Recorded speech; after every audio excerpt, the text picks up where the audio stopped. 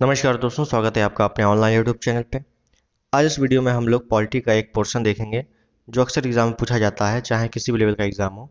राज्य पुनर्गठन से संबंधित आयोग एवं समितियां, मतलब राज्य के पुनर्गठन से जो भी आयोग बने हैं, जो भी समितियां बनी हैं, कब बने हैं, कौन कौन सदस्य रहे हैं, कब कब बनी है, उनका रिपोर्ट आई है तो क्या क्या रिपोर्ट में उन्होंने कहा है, उन सभी टॉपिक को आज हम लोग इस वीडियो में कवर करने वाले हैं। आने वाले सभी एग्जाम के लिए काफ़ी इंपॉर्टेंट रहने वाला है, खासकर वीडियो एग्जाम और आर के लिए। तो पूरा वीडियो जरूर देखिएगा। अगर चैनल पर नए हैं तो सब्सक्राइब कीजिएगा, इस वीडियो को लाइक कीजिएगा और कमेंट जरूर कीजिएगा कैसा लगा। तो चलिए बिना समय गवाए शुरू करते हैं। तो क्या हुआ कि जब भारत आज़ाद हुआ तो उसके बाद स्थानीय क्षेत्र में भाषाई आधार पर मांग उठी कि भाषाई आधार पर राज्यों को बांटा जाए। उसके लिए पहली समिति बनी धर आयोग, बना 1947 में। स्वतंत्रता प्राप्ति के साथ ही भाषाई आधार पर राज्य के पुनर्गठन की मांग उठी। संविधान सभा के अध्यक्ष डॉक्टर राजेंद्र प्रसाद, मतलब उस समय संविधान सभा के जो अध्यक्ष थे, जो स्थायी अध्यक्ष थे, वो कौन थे? डॉक्टर राजेंद्र प्रसाद ही थे।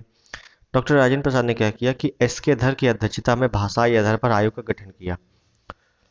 कि देखिए आप, भाषाई आधार पर जो गठन किया जाएगा वो कैसा है कैसा नहीं है। तो इसलिए डॉक्टर राजेंद्र प्रसाद ने एस के धर की अध्यक्षता में भाषाई प्रांत आयोग का गठन किया। और एस के धर पूर्व न्यायाधीश थे। तो एस के धर ने अपनी सिफारिश दी और सिफारिश में कहा कि राज्यों का पुनर्गठन भाषाई आधार पर न होकर प्रशासनिक सुविधा के आधार पर होना चाहिए। मतलब जो मांग हो रही थी कि भाषाई आधार पर हो, भाषाई आधार पर हो, लेकिन उन्होंने मना कर दिया कि भाषाई आधार पर ना हो तो ज़्यादा अच्छा है, प्रशासनिक और सुविधा के आधार पर हो जाए, कोई दिक्कत नहीं है। उसके बाद धर आयोग के बाद राज्य पुनर्गठन का आंदोलन और तीव्र हो गया, क्योंकि मांग, जो भाषाई आधार पर की मांग कर रहे थे उनकी मांग खारिज कर दी गई। इस वजह से तीव्र हो गया आंदोलन। और तीव्र होने के बाद जिसके समाधान के लिए कांग्रेस ने जेवीपी समिति का गठन किया दिसंबर 1948 में। जेवीपी समिति ने क्या किया कि जेवीपी समिति का गठन किया गया 1948 में कांग्रेस ने। और इस समिति ने अपनी रिपोर्ट या सिफारिश 1949 में दी, एक साल बाद। जेवीपी समिति में कौन कौन शामिल था? तो पंडित जवाहरलाल नेहरू, सरदार वल्लभ भाई पटेल, पट्टाभी सीतारमैया। याद रखिएगा, जेवीपी, जे से जवाहरलाल नेहरू, वी से वल्लभ भाई पटेल और पी से पट्टाभी सीतारमैया, ऐसे याद करिएगा। और जेवीपी समिति ने क्या कहा कि इसने भी पुनर्गठन को अव्यावहारिक बताया। मतलब कहने का कि जेवीपी समिति ने भी कहा कि भाषाई आधार पर ना हो तो ज़्यादा बेटर है, प्रशासनिक आधार पर होना चाहिए। तो धर आयोग और जेवीपी समिति जो आई थी, दोनों ने खारिज कर दिया। इस वजह से आंदोलन और तीव्र हो गया, क्योंकि जो स्थानीय लोग मांग कर रहे थे भाषाई आधार पर, उनकी मांग नहीं हो रही थी। और दो आयोग ने उनकी मांग को खारिज भी कर दिया था। इस वजह से और तीव्र आंदोलन हो गया। और जो स्थानीय नेता थे, एक पोल्टू श्री रामालू, इन्होंने भूख हड़ताल कर दी। और जब भूख हड़ताल कर दी तो 56 दिन के बाद भूख हड़ताल के कारण पोल्टू श्री रामालू का निधन हो गया। ये इंपॉर्टेंट है कि आज से पूछा जाएगा कि राज्य पुनर्गठन आंदोलन के दौरान किसकी भूख हड़ताल के बाद मृत्यु हो गई थी? तो पोल्टू श्री रामालू की, याद रखिएगा। इसके बाद क्या हुआ कि सरकार ने विवश होकर अक्टूबर 1953 में, देखिए, विवश होकर भाषाई आधार पर राज्य गठन की मांग को स्वीकार करना पड़ा, मजबूरी में स्वीकार करना पड़ा। और मद्रास से तेलुगु भाषी क्षेत्रों को अलग करके नए राज्य आंध्र प्रदेश का गठन किया गया। याद रखिएगा, सबसे पहले भाषाई आधार पर पोल्टू श्रीरामालू के निधन के बाद अक्टूबर 1953 को तेलुगु भाषी क्षेत्रों को अलग करके नए राज्य आंध्र प्रदेश का गठन किया गया।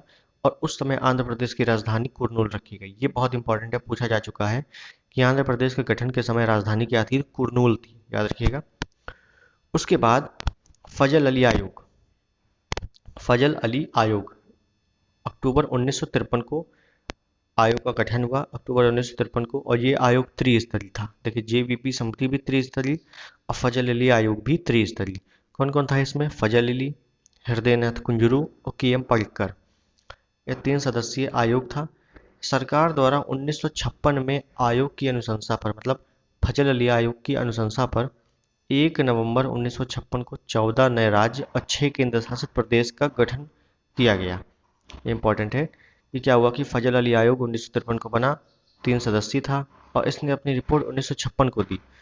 और इसने कहा, आयोग ने, कि ऐसा है 1 नवंबर 1956 से 14 नए राज्य, 6 केंद्र शासित प्रदेश का निर्माण किया जाएगा। मतलब कहने का कि आपसे पूछा जाएगा कि फजल अली आयोग द्वारा कितने राज्य और कितने केंद्र शासित प्रदेशों का गठन किया गया था। तो 14 राज्य और 6 केंद्र शासित प्रदेश, ये आंकड़े याद रखने हैं। और इसी के तहत राज्य पुनर्गठन अधिनियम 1956 को लागू हुआ। याद रखिएगा, राज्य पुनर्गठन अधिनियम कब आया? 1956 को। अब फजल अली आयोग ने तो कह दिया 14 नए राज्य। अब इसके बाद क्या हुआ कि नए नए राज्यों का गठन हुआ। इस आयोग की अनुशंसा पर तो कौन कौन से राज्य हैं उनका डेट पूछी जा सकती है, सन पूछा जा सकता है कि कब कब गठन हुआ। तो 1950 के बाद नवनिर्मित राज्य कौन कौन से थे, देखते हैं।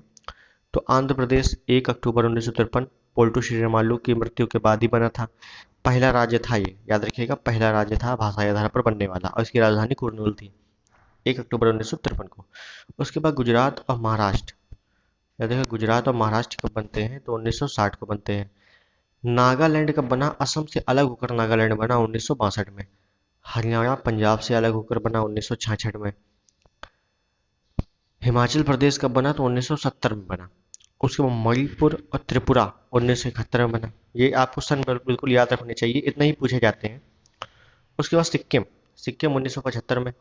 देखिएगा, सिक्किम को 35वां संविधान संशोधन, 35वां संविधान संशोधन 1974 द्वारा सह राज्य का दर्जा दिया गया। और अगले साल 36वां संविधान संशोधन 1975 द्वारा ये पूर्ण राज्य का दर्जा दिया गया। तो सिक्किम पूर्ण राज्य कब बना? 1975 में। लेकिन सह राज्य कब बना? 1974 में।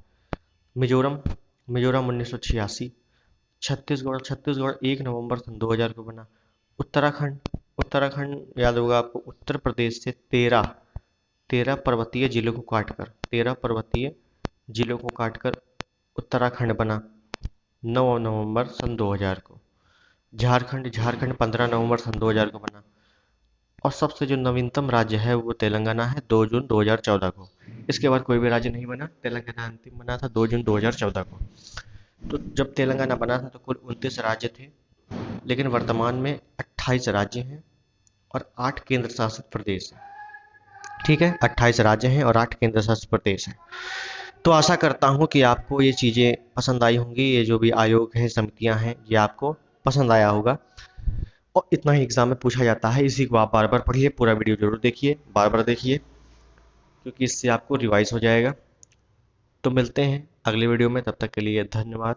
जय हिंद।